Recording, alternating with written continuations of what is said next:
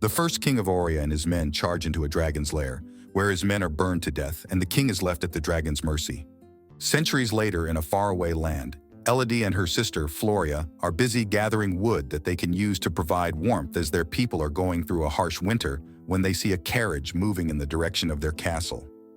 At the castle, they find their father, Lord Bayford, and stepmother, Lady Bayford, talking to a red priestess who takes a good look at Elodie before saying she's adequate.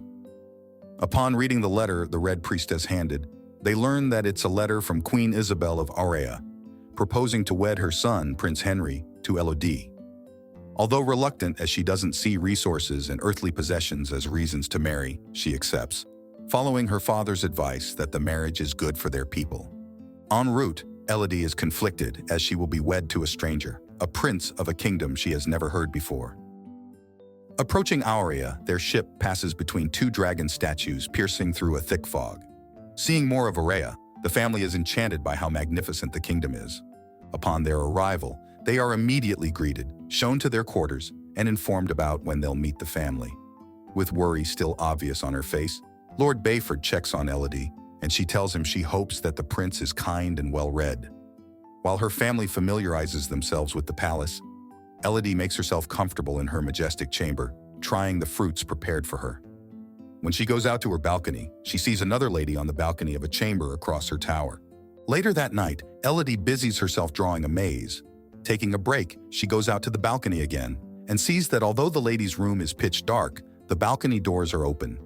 In the distance, she sees torches entering an opening in a mountain. The following day, Elodie and her family meet King Roderick, Queen Isabel, and Elodie's soon-to-be husband, Prince Henry. While the elders discuss the marriage, the pair get to know each other as they stroll in the gardens and ride horses to see the kingdom.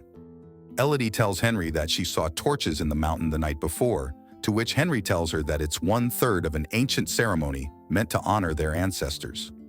Furthermore, he informs her that the ceremony is the reason behind their wedding date.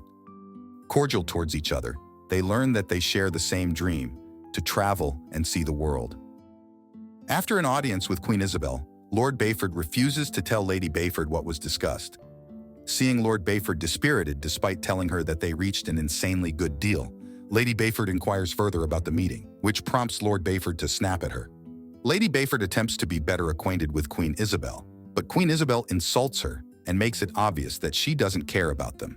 Sensing the family aren't good people, Lady Bayford warns Elodie and advises her to end the engagement, but to no avail. Floria happily watches as palace maids dress Elodie for the wedding. Elodie wears a gold wedding gown with an intricately designed golden bodice dagger in her corset, and hanging from her hip is a golden pomander. The couple is wed, and Queen Isabel crowns Elodie with the dragon circlet. After the wedding, Henry and Elodie head to the mountain for the ancient ceremony, where they are greeted by Queen Isabel and a group of people wearing gold masks. Queen Isabel gives Elodie a dragon coin, welcoming her, and explains the pact between the first king and the dragon that lives in the kingdom, telling her that for their people and the dragon to cohabit peacefully in the land, the king had to sacrifice his 3 beloved daughters. The family continues to practice the pact, with every generation sacrificing 3 princesses. Queen Isabel cuts into Henry's and Elodie's palms, after which the couple join hands, putting his blood on hers. Through the ceremony, they become one, making Elodie a royal by blood. After she tosses the coin into a chasm, Queen Isabel remarks that the ceremony is complete. Henry insists on carrying Elodie, saying it's customary, and with deep regret throws her into the chasm. A bloody Elodie later wakes up in the dragon's lair and lets out angry and desperate screams for help, which awakens the dragon. She fails to climb up, and upon seeing pieces of jewelry that aren't hers, she realizes that she is the sacrifice. To her horror, hundreds of flaming birds fly and quickly expire around her. The dragon emerges and asks for her name, to which she says it's Elodie. After it says it wants what is promised, it chases Elodie, breathing out a horrifying amount of fire. Immensely frightened, Elodie runs, and she ends up in a chamber where she discovers the corpse of the lady she saw on the balcony across hers. The dragon continues to chase Elodie and successfully burns her leg when her farthingale gets stuck. Elodie screams in pain but continues to fight to survive. She pulls out her bodice dagger and sharpens it against the rough cave wall to cut strips of cloth off her dress, which she uses as a bandage. Igniting the content of her pomander, she uses it as her light source. Feeling betrayed by Henry, Elodie throws her ring and makes her way to a chamber that's illuminated by bioluminescent worms called glowworms, which she collects using her sleeve as a bag.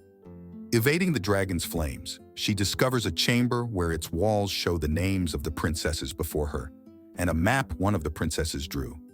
While Elodie embraces the bag of glowworms as she lies to rest, she can't help but get haunted by the thought of being in the same place where multiple princesses met their end. She wakes up to the worms healing the burn on her leg, and she moves them to heal her other wounds and scratches. With the help of the map, she figures out a way to escape the dragon's lair. She cuts her dress for better mobility, adds her name on the wall, and using the glowworms as her light source, she begins to walk towards her way out. Following the music, she finds the crystal wall, which she successfully climbs. Unfortunately, it's a dead end since it leads to a high vertical drop on the side of a mountain. She desperately screams for help at a group of men who arrive, but the dragon attacks her. Before the dragon can torch her, her father's voice echoes throughout the lair, which catches the attention of both the dragon and Elodie. As it turns out, the group of men that arrived is a rescue party led by her father. As she makes her way to Lord Bayford, Elodie discovers the carcasses of 3 dragon hatchlings and realizes that 3 royals should be sacrificed every generation because the first king had taken the lives of the dragon's 3 babies. The dragon attacks the rescue party, eliminating Lord Bayford's entourage. Lord Bayford learns that Elodie is still alive, watching them, and while the dragon hovers over him, he apologizes to Elodie for sacrificing her for the good of their people. The dragon commands him to call Elodie to come out, but he commands Elodie to stay hidden. Elodie cries as she witnesses the dragon piercing its claw through his father's chest, which the dragon hears. However, before she's discovered, it hears the rescue party's guide trying to escape and goes after him. This distraction allows Elodie to reunite with her father, who tells her to use their rope to escape. He asks for her forgiveness one last time and tearfully takes his last breath. While the dragon is busy chasing the guide, Elodie climbs up the rope the rescue party used to get in. Upon spotting her trying to escape, the dragon quickly eliminates the guide and chases her, but to no avail. Elodie exits the mountain and successfully evades the dragon's sharp eyes. In a fit of violent anger, the dragon torches the area around the mountain, making the sky look like lava, and the conflagration is seen from the castle. Learning that the sacrifice has failed, Queen Isabel orders her men to kidnap Floria, and Lady Bayford, who tries to resist, gets injured in the process. The next morning, Lady Bayford reunites with Elodie on her way to the mountain and informs her that Floria has been taken as her replacement. Elodie sadly informs Lady Bayford of Lord Bayford's demise and returns to the mountain to rescue Floria. At the mountain, Henry tries to stop Queen Isabel from sacrificing Floria as she's a child, but she reminds him that he must protect his kingdom.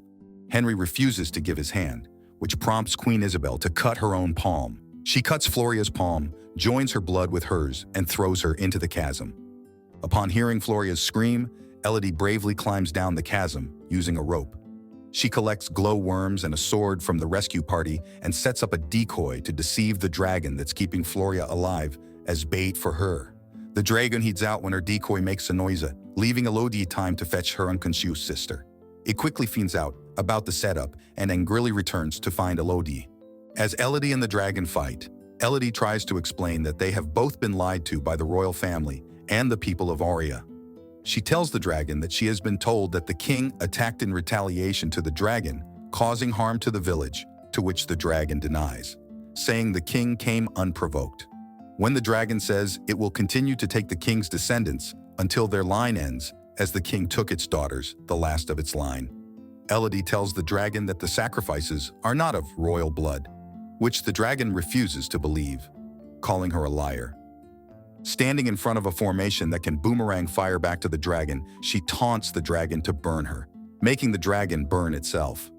While it lies weak on the ground, Elodie shows the wound on her palm, informing the dragon how the family turns non-royal sacrifices into royals.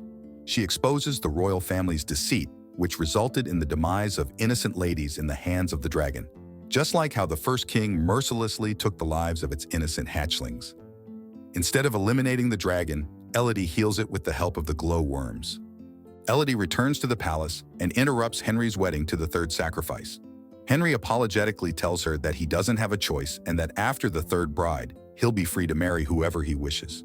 She gently advises the third bride to flee with her family, which the bride immediately follows, and advises everyone else to do the same. The dragon emerges and burns the palace and everyone in it. While Henry closes his eyes and accepts his fate, Queen Isabel screams in anger and defiance. With Lord Bayford gone, Elodie trusts Lady Bayford to manage their supplies and look after their people. The trio sails home with abundant resources for their land and their people, and the dragon flies closely to their ship. Is this how the Targaryens were born? Just kidding. This was such a fun adventure movie. What did you guys think? Subscribe for more videos like this. Turn on notifications and leave a like. It really helps the channel.